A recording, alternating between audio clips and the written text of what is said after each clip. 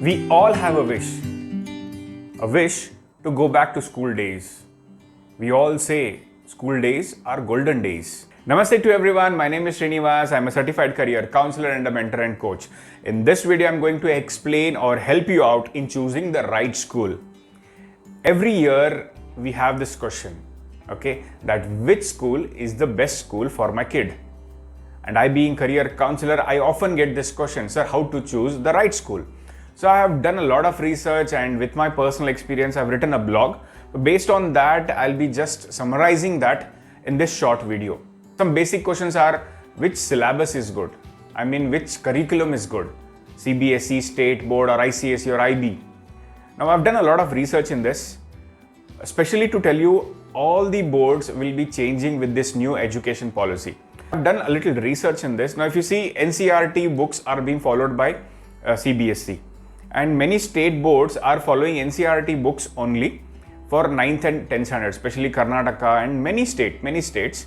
Okay, so state boards are also trying to go towards NCERT. So if you see, state and CBSE are trying to meet somewhere, but still state has to do a lot to reach the standards of NCERT. Okay. And coming to IB, it is a little different. It is more of a practical oriented, wherein a student will be learning more of hospitality and language skills. Whereas NCERT or CBSE, it is more about competitive exams like IIT, JEE or even IAS. When a person is preparing for IAS, he buys all the NCERT books from class 6th to class 12th. So this is the major difference. But I believe with this new education system, where a lot of the by-hearting process will be changed. So which board to choose is not that important now, because the new education system is bringing change in all the kinds of education system. So I believe boards are not at all primary. There are other points which I have made. I would request you to please follow these steps. And some interesting facts I found that CBSE board, in India, around 8 to 10% students study in CBSE. But when you see the result of IIT, around 50 to 60% students who pass or get seats in IIT are students of CBSE. But as I'm saying, the new education policy will reform state, central, all the boards. So don't worry about which board is the best board. Okay. Now coming to my first point, which school is the best school, or how to choose the right school. My first point is the language of study. Every parent wants his kid to study in convent school or English medium school. But I believe that your kid should study in a medium of language where you understand that language well. If you understand English well, then your kid should go to English medium school. Now, if you don't know English at all, then if your kid is going to an English medium school, you will not understand whether he's studying, he's fooling you.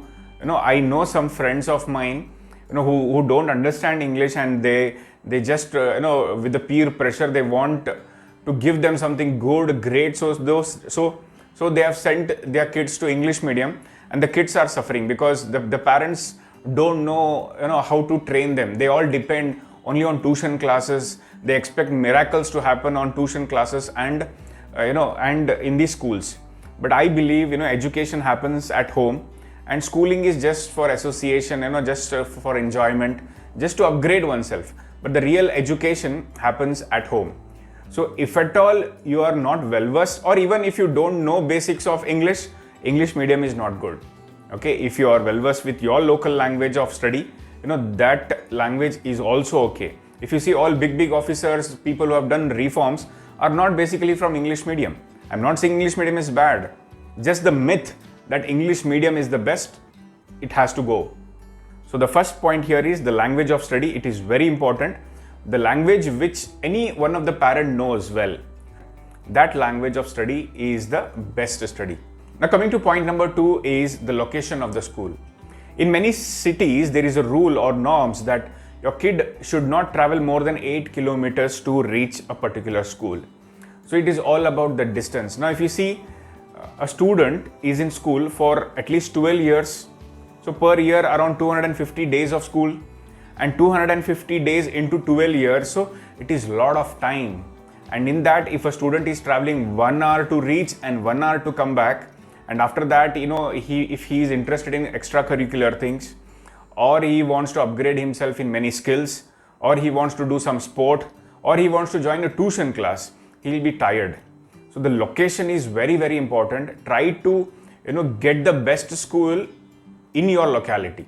It should be, within 5 kilometers reach. It all depends from city to city. If you have a lot of option in this 5 to 6 kilometer range, then you can do all these steps. If you have only one option, then, you have to go with that option. Yes. So it is all about metro cities. When you're choosing your school, these are the steps one should consider. Tier 1, tier 2 cities, you all can consider these options. But when you don't have options, obviously, you have to choose whatever school you have. So as I'm speaking about location also means the traffic there. If there is a lot of traffic, beside the school, obviously learning will not happen. So you should see that the traffic is not much. Your kid is not more on roads or near to roads for his safety purpose. And you can also check out if bus facility, transport facility is also there in the school. So this location, transportation is the prime thing, because it is about 12 years. Okay, so this is my point number 2. Now coming to point number 3. Now I've done a research in India. There are schools, government schools which are free. There are some private schools who charge 3,000 rupees per year, and there are schools who charge around 20 lakh rupees per year also. So it is all about what kind of lifestyle you are living, that kind of school you have to choose. Just because this family goes to that school, you should not push yourself, beyond your limit, just to be with that peer, with that society. If you push yourself above your budget, it will be really a concern for your kid, because if you end up not paying fees in the right time, really it will be a concern for your kid also, because if you are not able to pay fees in the right time, your kid will be suffering in the school, because they'll send letter through him and he'll feel low. So make sure that you choose a school where fees is not at all a burden to you. Schooling is different and education is different. When you give more time, when you upgrade yourself and train your kid, that is real education. When you consider high level school, there are schools where kids don't even come out of school. They come through some Mercedes Benz, they have drivers, then you will also feel that even my kid should go there. But end of the day, you may pay 1 year fees or 2 year fees. How about few years fees? Yeah, so please understand, choose a school where the fees is very minimal to you. That should not be a burden at all. So now coming to my next point, it is about extracurricular activities. Now, the days have come where it is service oriented, life skills. It's not about memory. So a school which is supporting a lot of extracurricular activities, it could be sports, it could be indoor games, it could be drama, it could be dance, it could be singing, cultural activities, painting, art, music, some new sport, some new activity, public speaking, all the life skills. When it is happening in the school, that means that student will upgrade himself.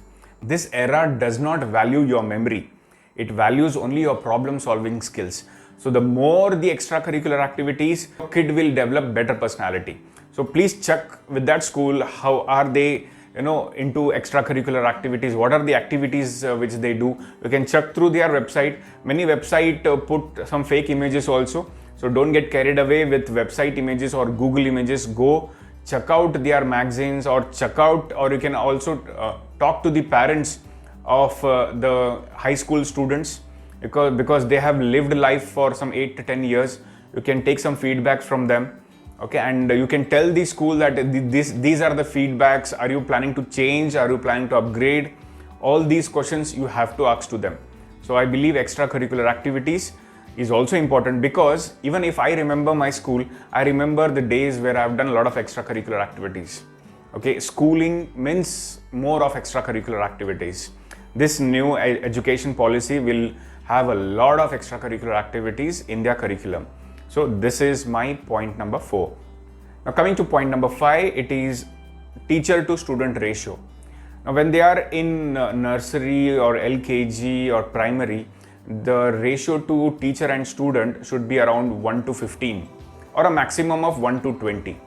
Even 20 is too much for the KG level students, because what the junior KG students need or the kid need is proper attention, personal care. Okay, when they grow up, it can increase to 1:30. There are schools where they conduct classes for 1:100 also. So please take care that the students are less in per class. So this is also very important point, because a student and teacher will have good relation among each other only when they are less in number. Yeah, so make sure the divisions are more. The ratio is around 1:15 or a maximum of 1:20 when they are in primary, and in high school it can be 1:30 or maximum 1:35.